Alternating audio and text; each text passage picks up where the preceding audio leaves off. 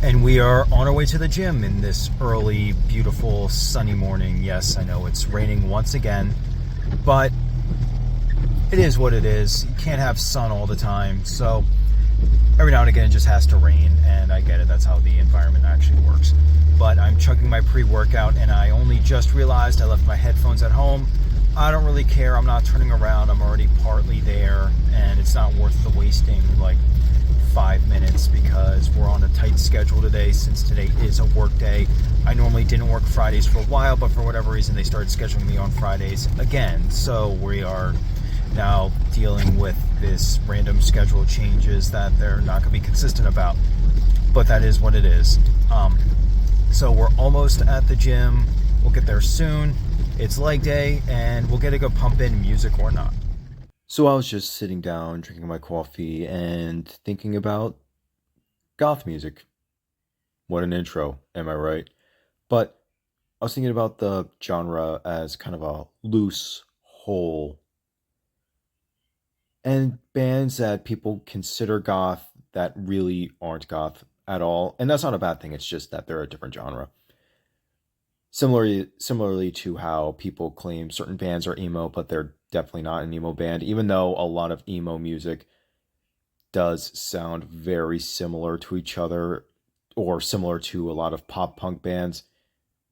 Bands like Fall Out Boy, My Chemical Romance, which is more of just a genuine rock band, and Panic at the Disco. They're not true emo, but they definitely attract an emo fan base, if you catch my drift, but they're not an emo genre of music. And that's not a bad thing. They're just not that genre. And they definitely get people into the genre of emo overall, like bands like Taking It Back Sunday, Jimmy Eat World, Rites of Spring, stuff like that. But, and again, like I said, there's a lot of crossover between emo music and pop punk, which that's a different conversation for a different day. But I'm here to talk about goth music. And goth music, there's a lot of bands that people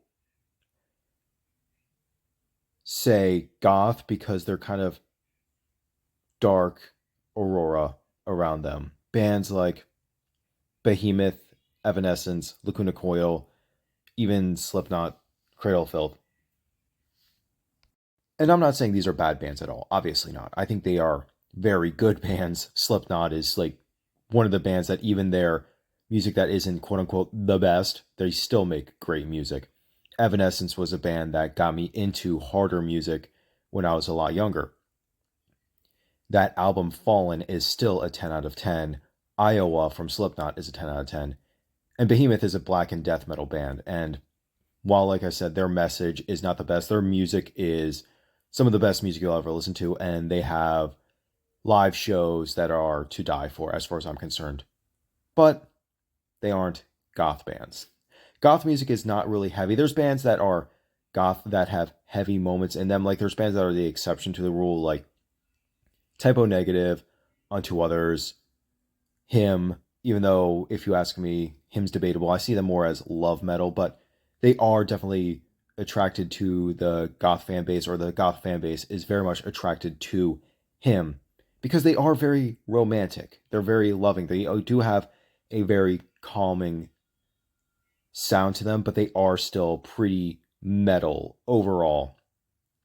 And even my favorite band of all time, the 69 Eyes, they're rock and roll with goth music, in them. Even their first albums were actually more glam metal than they were goth. They transitioned to goth in like the late 80s into the early 90s, and then they found their goth and roll sound in the mid 2000s. Like I said, they're my favorite band of all time, and they're goth with rock and roll, and that's awesome. And that's one thing about goth, is that there are a lot of subgenres of goth.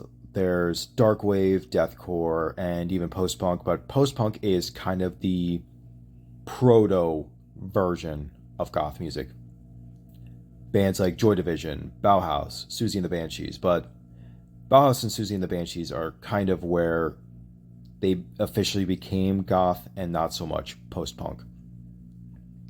Deathcore bands are definitely the bands that take more inspiration from the punk scene more so than just the straight up goth scene. They're still considered a goth subgenre, obviously, but they're definitely more punk than what people would imagine goth to be. Bands like Christian Death, 45 Grave, Sex Gang Children, stuff like that. Especially if you see their appearance. Like 45 Grave, they look like an late 70s punk band.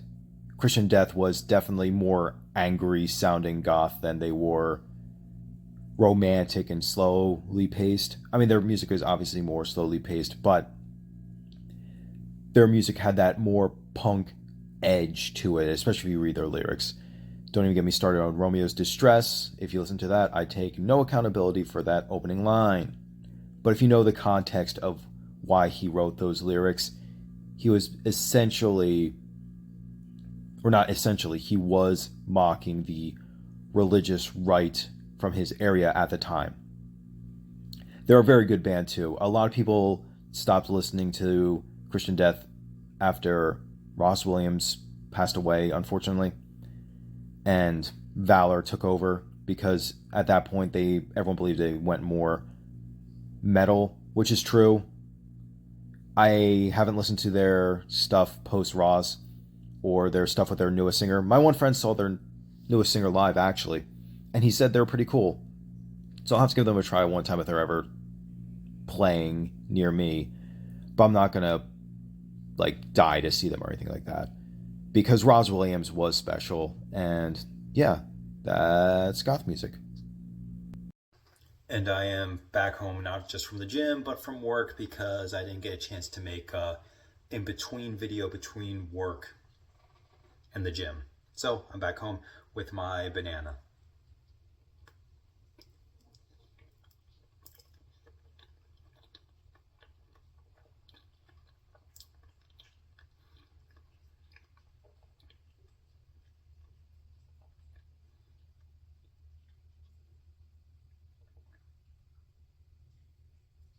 But anyway, I didn't have to do a lot of grocery shopping today, thankfully. All I did was get some apples to eat as a snack during work, and obviously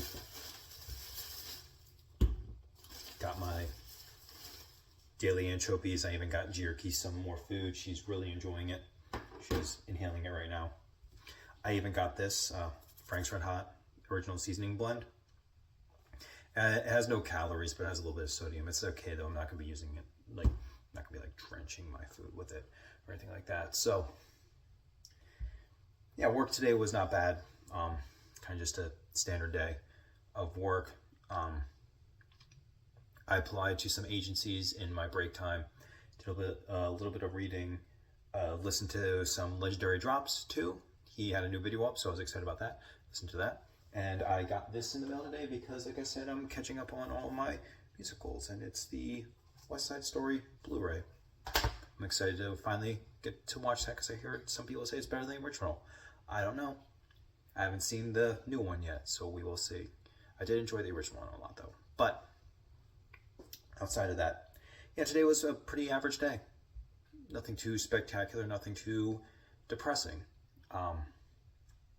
Just work, as it were. And like I said, I did a lot of applications to agencies, and just making sure to get everything done. There was a lot of walking around and a lot of forklifting, obviously, but the weather started getting bad again, and that's bogus, am I right? Why does the weather have to get bogus? Like, weather, come on now.